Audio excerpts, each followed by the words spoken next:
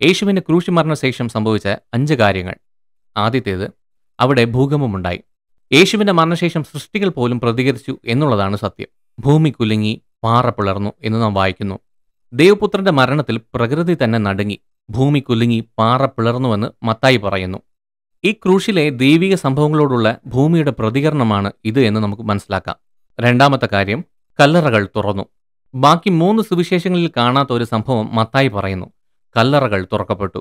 നിദ്ര പ്രാപിച്ച, അതായത് മരിച്ച ദൈവത്തിന്റെ ജനങ്ങളായ വിശുദ്ധരുടെ ഒരുപാട് മരിച്ച ശരീരങ്ങൾ ഉയർപ്പിക്കപ്പെട്ടു.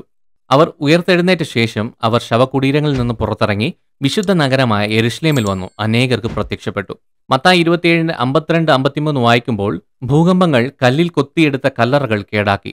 ഈ പാലസ്തീനത്തിന്റെ ഭൂശാസ്ത്രം അനുസരിച്ച് അവിടെ ഒരുപാട് ഭൂകമ്പങ്ങൾ ഉണ്ടാകാറുണ്ട്, അത് സാധാരണമാണ്. പക്ഷേ ശരീരങ്ങളുടെ പുനരുത്ഥാനം ദൈവത്തിന്റെ നേരിട്ടുള്ള ഇടപെടലിലൂടെ മാത്രമേ സാധ്യമാകൂ എന്നുള്ളതുകൊണ്ട് ഈ ഒരു ഭൂകമ്പത്തിന് പിന്നിൽ ദൈവമാണ് കാരണം എന്ന് സൂചിപ്പിക്കുന്നു.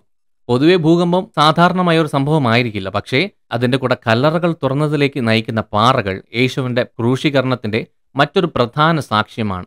മത്തായിയുടെ പ്രത്യേക എഴുത്തുകൾ ഊന്നി പറയുന്നത് മരണത്തിൽ മേലുള്ള ജയം യേശുവിന്റെ ക്രൂശിലെ യാഗത്താൽ പൂർത്തിയായി എന്നതാണ്. ഉയർത്തെഴുന്നേറ്റവരെ അക്ഷരാർത്ഥത്തിൽ വിശേഷിപ്പിക്കുന്നത് ഉറങ്ങുന്നവരെന്നതാണ്.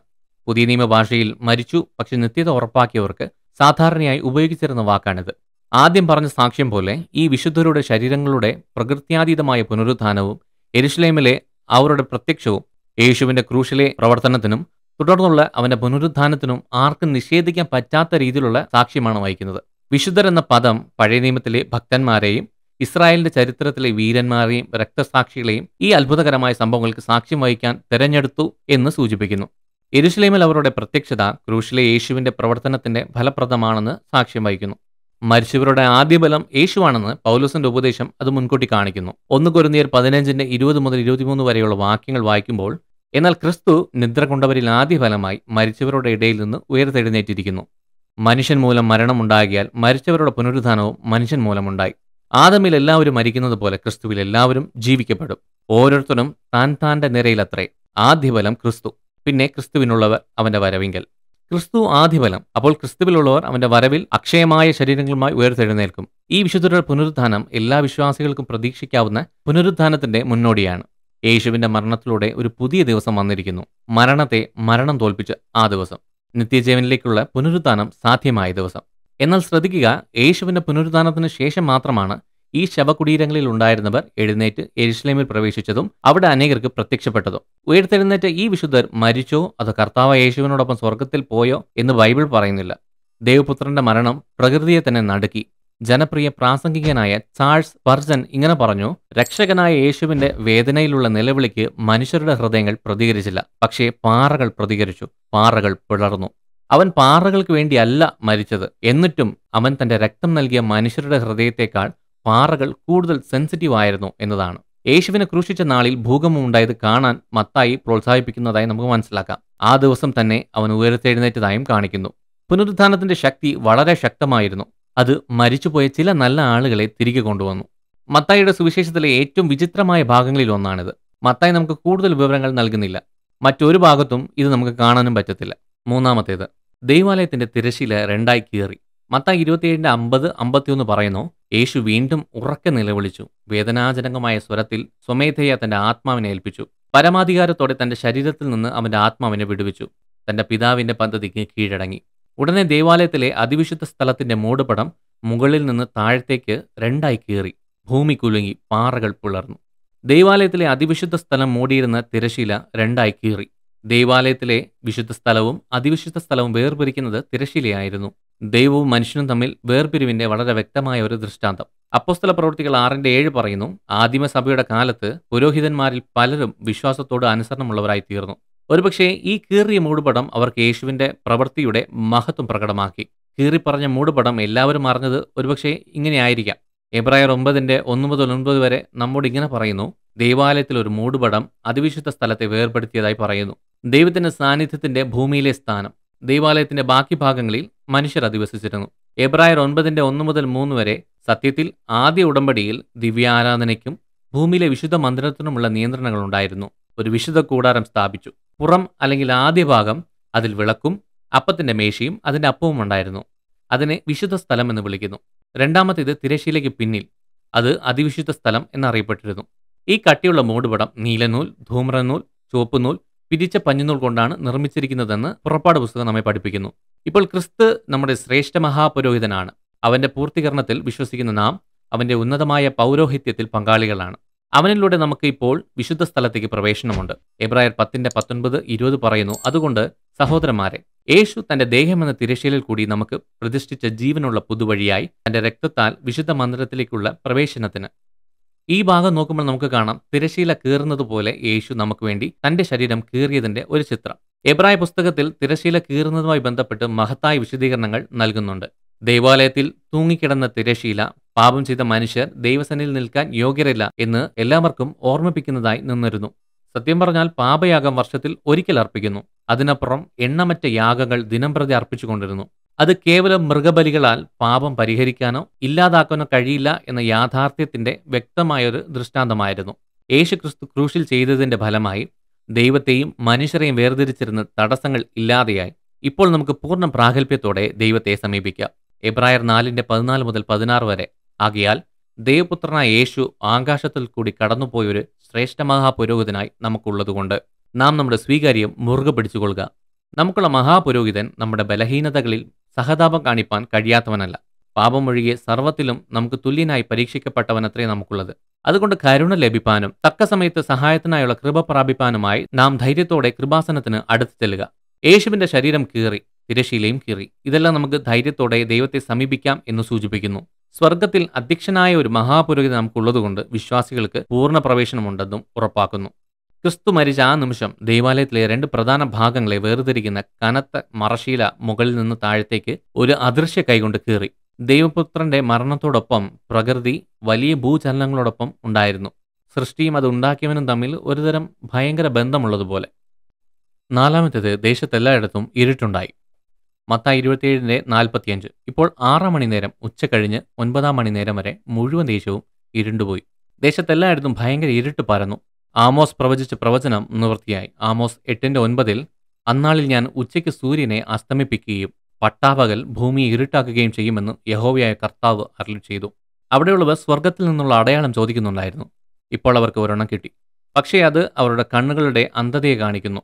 ഈ സമയത്ത് സത്യത്തിൽ ഉച്ചയായിരിക്കേണ്ടതാണ്. പക്ഷേ 9 മണിനേരം വരെ ഇരുട്ട് തുടർന്നു. അത് ഉച്ച കഴിഞ്ഞ് 3 മണിയായിരുന്നു. സൂര്യന്റെ ഏറ്റവും നല്ല പ്രകാശം ഉണ്ടാകേണ്ടിടത്ത് ഈ അമാനുഷിക അന്ധകാരം വന്നു. പൂർണ്ണചന്ദ്രനായിരുന്നതിനാൽ അതൊരു ഗ്രഹണത്താൽ ഉണ്ടായതല്ല. കാരണം ചന്ദ്രൻ പൂർണ്ണമായിരിക്കുന്നതുകൊണ്ട് ഭൂമിക്കും സൂര്യനും ഇടയിലല്ല ചന്ദ്രൻ ഉണ്ടായിരുന്നത്. ദൈവത്തിന്റെ ഇടപെടലാണ് ഈ അന്ധകാരത്തിന് കാരണം. മാത്രമല്ല, ജ്യോതിശാസ്ത്രപരമായ അറിവ് അക്കാലത്ത് വളരെ കുറവായിരുന്നു. ഫ്ലീഗൻ ഒരു ഭൂകമ്പത്തെക്കുറിച്ച് പരാമർശിക്കുന്നുണ്ട്. തിരുവെഴുത്തുകളിൽ പോലെ തന്റെ കഥയിൽ ഈ സംഭവങ്ങൾ കാണാം. സൃഷ്ടാവിന്റെ മുൻപാകെ തെറ്റിദ്ധരുത്താൻ സൃഷ്ടിക്ക് കഴിഞ്ഞില്ല. അതിനാൽ ദുഷ്ടന്മാരുടെ പ്രവൃത്തിക്ക് സാക്ഷ്യം വഹിക്കാതിരിക്കാൻ സൂര്യൻ തന്റെ കിരണങ്ങൾ പിൻവലിച്ചു. അത്തരമൊരു നിർണായക നിമിഷത്തിൽ സംഭവിക്കുന്ന ഇരുട്ട് ഒരുപാട് കാര്യങ്ങൾ അർത്ഥമാക്കുന്നുണ്ട്. ആദ്യത്തേത്, ഇരുട്ട് ആദ്യകാലത്ത് വിലാപവുമായി ബന്ധപ്പെട്ടിരുന്നു. മഹാന്മാരുടെ മരണവുമായി ഇരുട്ട് ബന്ധപ്പെട്ടിരുന്നു. അന്യജാതിക്കാർക്കും യഹൂദ മതസ്ഥർക്കും ഇരുട്ടിനെ ഒരു രാജാവിന്റെ മരണത്തിന് പ്രപഞ്ചത്തിന്റെ അടയാളമായി മനസ്സിലാക്കാൻ കഴിയും. മാത്രമല്ല, ഇരുട്ട് ദൈവത്തിന്റെ ന്യായവിധിയുടെ അടയാളമായിരുന്നു. ശവകുടീരങ്ങൾ തുറക്കപ്പെട്ടു. മരണത്തിൽ നിദ്ര പ്രാപിച്ച വിശുദ്ധരുടെ അനേകം മൃതദേഹങ്ങൾ ഉയർത്തെഴുന്നേറ്റു. അവന്റെ പുനരുത്ഥാനത്തിന് ശേഷം കല്ലറകളിൽ നിന്ന് പുറത്തു വന്നു. അവർ വിശുദ്ധ നഗരമായ യെരുശലേമിൽ പ്രവേശിച്ച് അനേകർക്ക് പ്രത്യക്ഷപ്പെട്ടു. മത്തായി 27:52-53. അഞ്ചാമത്തേത്, വധശിക്ഷയ്ക്ക് മേൽനോട്ടമുണ്ടായിരുന്ന സൈനികൻ യേശു നിരപരാധിയാണെന്ന് മനസ്സിലാക്കി. അപ്പോൾ ശതാധിപനും അവനോട് കൂടെ യേശുവിന്റെ കാവൽക്കാരും ഭൂകമ്പവും സംഭവിക്കുന്ന കാര്യങ്ങളും കണ്ട് ഒരുപാട് ഭയപ്പെട്ട് വിസ്മയിച്ചു. ഇവൻ ദൈവപുത്രനായിരുന്നു എന്ന് പറഞ്ഞു. മത്തായി 27:53-54. ക്രൂശ് മരണം കൃത്യമായിട്ടും ബുദ്ധിമുട്ടില്ലാതെയും നടന്നു എന്ന് ഉറപ്പാക്കുക എന്നതാണ് ഒരു ശതാധിപന്റെ ജോലി. ക്രൂശ് മരണ സമയത്ത് 100 സൈനികരുടെ ചുമതല അദ്ദേഹത്തിനായിരുന്നു. അദ്ദേഹം ഒരു സൈനികനായിരുന്നു. അദ്ദേഹത്തിന്റെ ധൈര്യവും ബുദ്ധിശക്തിയും അദ്ദേഹത്തെ അടുത്ത റാങ്കിൽ ഉയരാൻ സഹായിച്ചു. അവനൊരു ഉന്നത സൈനികനാണ്. ഈ സ്ഥാനത്തെത്താൻ അവൻ വളരെ നല്ല കാര്യക്ഷമതയുള്ളവനാണ്. ഈ മനുഷ്യന് തന്റെ മേൽ ഉദ്യോഗസ്ഥരുടെ കൽപ്പനകൾ അനുസരിക്കേണ്ടി വന്നു. യേശുവിന്റെ ക്രൂശ് മരണത്തിന്റെ രംഗം വളരെ ശ്രദ്ധേയമാണ്. കാരണം കഠിന ഹൃദയമുള്ള റോമൻ ശതാധിപൻ പോലും ഇത് ദൈവപുത്രനാണെന്ന് മനസ്സിലാക്കി. ഈ തിരിച്ചറിവ് അർത്ഥമാക്കുന്നത് ക്രൂശിൽ കിടക്കുന്ന യേശു തെറ്റ് ചെയ്തിട്ടില്ല എന്നും നിരപരാധിയാണ് എന്നുമാണ്. ഒരു നിരപരാധിയുടെ ക്രൂശീകരണത്തിന് താൻ മേൽനോട്ടം വഹിച്ചിരുന്നുവെന്ന് അയാൾക്ക് മനസ്സിലായി. ഭയന്ന് വിറച്ച ഒരു സൈനികന്റെ മന്ത്രിച്ച വാക്കുകളോ അല്ലെങ്കിൽ സൈനികന്റെ വിറയ്ക്കുന്ന വാക്കുകളോ അല്ലായിരുന്നത്. ഒരുപാട് പേർക്ക് ദാരുണമായ അന്ത്യം സംഭവിക്കുന്നത് കണ്ട് പരിചയസമ്പന്നനായ ഒരു മനുഷ്യൻ എത്തിച്ചേർന്ന നിഗമനങ്ങളാണിത്. അവരെ മരണത്തിലേക്ക് നയിച്ചതിന് ഉത്തരവാദിയായിരുന്നു. യേശുവിനെ ദൈവനിന്ദയെ ചൊല്ലി ക്രൂശിൽ തറച്ച യഹൂദ മത നേതാക്കളുടെ ശക്തമായ കുറ്റപ്പെടുത്തലിനെക്കുറിച്ച് ഈ ശതാധിപന് നന്നായി അറിയാമായിരുന്നു. അദ്ദേഹത്തിന്റെ ചീഫ് കമാൻഡറായ പൊന്തിയോസ് പീലാത്തോസിന്റെ അടുത്ത് ഈ കുറ്റമെല്ലാം പുരോഹിതന്മാർ ഉയർത്തിപ്പിടിച്ചുകൊണ്ടുവന്നു. എന്നാൽ അദ്ദേഹം കുറ്റാരോപണം നിരസിക്കുകയും യേശുവിന്റെ ഭാഗത്തെ ഉയർത്തി കാണിക്കുകയും ചെയ്തു. കാരണം അവിടെ നടന്ന വാദങ്ങളെല്ലാം അതിശക്തമായി ക്രിസ്തുവിന് അനുകൂലമായിരുന്നു. അദ്ദേഹം ഒരുപാട് ക്രൂശീകരണങ്ങൾക്ക് മേൽനോട്ടം വഹിച്ചിട്ടുണ്ടെങ്കിലും ഈ വധശിക്ഷ വ്യത്യസ്തമായിരുന്നു. അവൻ എന്താണ് കണ്ടത്? യേശുവിന്റെ അറസ്റ്റ്, വിചാരണ, ക്രൂശീകരണം തുടങ്ങിയ സംഭവങ്ങൾ ഒരുമിച്ച് നോക്കിയപ്പോൾ അവന് മനസ്സിലായി കാണണം. അറസ്റ്റിലൂടെയും വിചാരണകളിലൂടെയും സ്വന്തം നാട്ടുകാരുടെ കയ്യിൽ നിന്ന് സഹിക്കാൻ നിർബന്ധിതനായപ്പോൾ അതിനെതിരായ യേശുവിന്റെ പ്രതികരണമായിരിക്കണം അത്. ഒരുപക്ഷെ ശതാധിപന്റെയും അവന്റെ ആളുകളുടെയും കയ്യിൽ നിന്ന് താൻ അനുഭവിച്ച പീഡനങ്ങളോടുള്ള യേശുവിന്റെ പ്രതികരണങ്ങളുമായിരിക്കാം. അറുക്കാൻ പോകുന്ന നിശബ്ദമായ ആടിനെ പോലെ തന്റെ രക്തം ആവശ്യപ്പെട്ട് നിൽക്കുന്ന ജനക്കൂട്ടത്തോട് യേശു പ്രതികരിച്ചതിന്റെ മാന്യതയെക്കുറിച്ച് ആർക്കും ചിന്തിക്കാനാകും. ജനക്കൂട്ടത്തിന്റെ നിലവിളിയോട് യേശുവിന്റെ പ്രതികരണമൊന്നും തിരുവെഴുത്തിൽ എഴുതിയിട്ടില്ല. മർക്കോസ് 15:11-15. എന്നാൽ ബറാബാസിനെ തങ്ങൾക്ക് വേണ്ടി വിട്ടുതരാൻ മഹാപുരോഹിതന്മാർ ജനക്കൂട്ടത്തെ ഇളക്കി വിട്ടു. പീലാത്തോസ് വീണ്ടും മറുപടി പറഞ്ഞു, യഹൂദന്മാരുടെ രാജാവ് എന്ന് നിങ്ങൾ വിളിക്കുന്നവനെ ഞാൻ എന്ത് ചെയ്യണം? അവനെ ക്രൂശിക്കുക എന്നവർ വീണ്ടും ആക്രോശിച്ചു. പക്ഷെ പീലാത്തോസ് ചോദിക്കുന്നത് എന്തുകൊണ്ട്? അവൻ എന്ത് തിന്മയാണ് ചെയ്തത്? എന്നിട്ടും അവർ അവനെ ക്രൂശിക്കുക എന്ന് ആക്രോശിച്ചു. അങ്ങനെ ജനക്കൂട്ടത്തെ തൃപ്തിപ്പെടുത്താൻ ആഗ്രഹിച്ച പീലാത്തോസ് അവർക്കായി ബറാബാസിനെ വിട്ടുകൊടുത്തു. യേശുവിനെ ചമ്മട്ടിക്കൊണ്ട് അടുപ്പിച്ച ശേഷം ക്രൂശിക്കാൻ പടയാളികൾക്ക് കൈമാറി. സത്യത്തിൽ രക്ഷപ്പെടാനല്ല, അവരുടെ പാപക്ഷമയെക്കുറിച്ചാണ് അവന്റെ ആശങ്ക. തന്നെ നിരസിച്ച ജനങ്ങളോടും ഈ ശതാധിപൻ ഉൾപ്പെടെ തന്നെ ക്രൂശിച്ച പടയാളികളോടും യേശു കരുണ കാണിക്കുന്നു. ലൂക്കോസ് 23:34-39 വരെ. എന്നാൽ യേശു, പിതാവേ, ഇവർ ചെയ്യുന്നത് ഇന്നതെന്ന് അറിയാകികൊണ്ട് ഇവരോട് ക്ഷമിക്കണമേ എന്ന് പറഞ്ഞു. അനന്തരം അവർ അവന്റെ വസ്ത്രം വിഭാഗിച്ച് ചീട്ടിട്ടു. ജനം നോക്കിക്കൊണ്ടു നിന്നു. ഇവൻ മറ്റുള്ളവരെ രക്ഷിച്ചുവല്ലോ, ദൈവം തെരഞ്ഞെടുത്ത ക്രിസ്തുവെങ്കിൽ തന്നെത്താൻ രക്ഷിക്കട്ടെ എന്ന് പ്രധാനികളും പരിഹസിച്ചു. പടയാളികളും അവനെ പരിഹസിച്ചു. അടുത്ത് ചെന്ന് അവന് പുളിച്ച വീഞ്ഞ് കാണിച്ചു. നീ യഹൂദന്മാരുടെ രാജാവെങ്കിൽ നിന്നെ തന്നെ രക്ഷിക്കുക എന്ന് പറഞ്ഞു. ഇവൻ യഹൂദന്മാരുടെ രാജാവ് എന്ന മേലെഴുത്തും അവന്റെ മീതെ ഉണ്ടായിരുന്നു. ക്രൂശിൽ തൂക്കിയ ദുഷ്പ്രവൃത്തിക്കാരിൽ ഒരുത്തൻ, നീ ക്രിസ്തു അല്ലയോ? നിന്നെയും ഞങ്ങളെയും രക്ഷിക്കുക എന്ന് പറഞ്ഞ് അവനെ ദുഷിച്ചു. യേശുവിന്റെ വസ്തുക്കൾക്കായി അവർ ചീട്ടിട്ട് നോക്കുമ്പോഴും യേശുവിന്റെ ശ്രദ്ധ അവരുടെ പാപക്ഷമയായിരുന്നു, അവന്റെ രക്ഷപ്പെടലിനെക്കുറിച്ചല്ല. മത്തായി 27:35-36 വരെ അവനെ ക്രൂശിച്ച ശേഷം അവർ അവന്റെ വസ്ത്രം ചീട്ടിട്ട് പങ്കിട്ടു. പിന്നെ അവിടെ ഇരുന്ന് അവനെ കാത്തു. രക്ഷപ്പെടാനുള്ള ഏതൊരു ശ്രമവും തടയാൻ അവർ അവനെ നിരീക്ഷിക്കാൻ തുടങ്ങി. ഇതൊന്നും അവനെ തൃപ്തിപ്പെടുത്തിയില്ല. അവൻ അതിനേക്കാൾ വലിയത് കണ്ടു, സൃഷ്ടിയുടെ പ്രതികരണം. സത്യത്തിൽ ശതാധിപൻ ഇതുപോലൊരെണ്ണം ജീവിതത്തിൽ കണ്ടിട്ടില്ല. ക്രിസ്തുവിന്റെ അവസാന മണിക്കൂറുകളിൽ ഇത്തരമൊരു നാടകീയമായ സംഭവത്തിന് സാക്ഷിയായി. ശതാധിപൻ ഞെട്ടിപ്പോയി. ക്രിസ്തുവിന്റെ ക്രൂശീകരണവും മരണവും എല്ലാം ശതാധിപൻ കണ്ട്, കേട്ട്, അനുഭവിക്കുകയും ചെയ്തു. അതിന്റെ ഫലമായി അവനും അവന്റെ സൈന്യവും വളരെ ഭയപ്പെട്ടു. ശതാധിപനും അവന്റെ പടയാളി സംഘവും ഭയത്തെ നേരിടാൻ പഠിച്ചിട്ടുണ്ട് എങ്കിൽ പോലും അവരിപ്പോൾ ഭയങ്കര ഭീകരതയാണ് അനുഭവിക്കുന്നത്. ഈ ശക്തമായ കുരിശും അവിടെ പ്രദർശിപ്പിച്ച സ്നേഹവും ഹൃദയങ്ങളെ ചലിപ്പിച്ചു.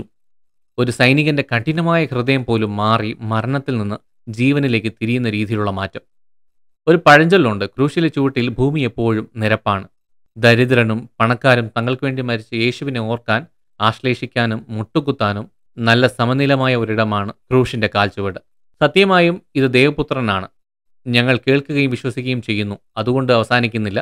അവനെ കൂടുതൽ ആഴത്തിൽ അറിയാനുള്ള ആഗ്രഹം നമുക്ക് എപ്പോഴും ഉണ്ടായിരിക്കണം. അതെ, ആഗ്രഹം നമ്മുടെ ഹൃദയങ്ങളിൽ ജ്വലിക്കട്ടെ. അങ്ങനെ നമ്മെ സ്നേഹിക്കുകയും നമുക്ക് വേണ്ടി തന്നെത്തന്നെ യാഗമാക്കുകയും ചെയ്തവനെ നമുക്ക് സത്യസന്ധമായി അറിയാൻ കഴിയും. യേശുമായുള്ള കൂടിക്കാഴ്ച സൈനികന്റെ ജീവിതത്തെ എങ്ങനെ മാറ്റിമറിച്ചു എന്ന് ചിന്തിക്കാൻ പോലും കഴിയത്തില്ല. അവർ ക്രിസ്ത്യാനികളായോ? ദ പുൽപിറ്റ് കമന്ററി ഇങ്ങനൊരു പാരമ്പര്യം പറയുന്നു. ശതാധിപന്റെ പേര് ലോങ്കനസ് എന്നാണെന്നും അദ്ദേഹം യേശുവിന് ഭക്തിയുള്ള ഒരു മനുഷ്യനായി മാറിയെന്നും സുവിശേഷം പ്രസംഗിക്കുകയും രക്തസാക്ഷിയെ മരിക്കുകയും ചെയ്തുവെന്ന് റിപ്പോർട്ട് ചെയ്യുന്നു. ഇതൊരു പാരമ്പര്യം മാത്രമാണ്. ഇത് സംഭവിച്ചോ എന്നറിയില്ല. പക്ഷേ അദ്ദേഹത്തിന്റെ മനസ്സിൽ ഈ സത്യം കയറി പിടിച്ചു എന്ന് നന്നായി മനസ്സിലാക്കാം. യേശുവിന്റെ ക്രൂശിന് വ്യക്തിയുടെ സ്വഭാവത്തെ മാറ്റാനുള്ള ശക്തിയുണ്ട്. ക്രൂശുമരണത്തിന് മേൽനോട്ടം വഹിക്കുന്ന റോമൻ ഉദ്യോഗസ്ഥനായി ശതാധിപൻ ആ ദിവസം ആരംഭിച്ചു. എന്നാൽ അവസാനിപ്പിച്ചത് യേശു ദൈവപുത്രനാണ് എന്ന് തിരിച്ചറിഞ്ഞുകൊണ്ടാണ്. രക്ഷ എന്നത് യേശു നേരത്തെ തന്നെ ആരംഭിച്ചു. യേശു എല്ലാവർക്കും വേണ്ടി മരിച്ചു. ഇനി നിങ്ങളുടെ ഊഴമാണ്. നമുക്ക് വേണ്ടി നമ്മുടെ ജീവിതം ജീവിക്കാൻ യേശു തൻ്റെ ജീവൻ കൊടുത്തു. അവൻ നമ്മെപ്പോലെ മരിച്ചു. അതിനാൽ നമുക്ക് അവനെപ്പോലെ ജീവിക്കാം. ഈ വീഡിയോ നിങ്ങൾക്ക് ഇഷ്ടമായെങ്കിൽ സബ്സ്ക്രൈബ് ചെയ്യുക, ലൈക്ക് ചെയ്യുക, നിങ്ങളുടെ അഭിപ്രായങ്ങൾ കമൻസായി രേഖപ്പെടുത്തുക. നിങ്ങൾ യേശുവിനാൽ അനുഗ്രഹിക്കപ്പെട്ടവർ.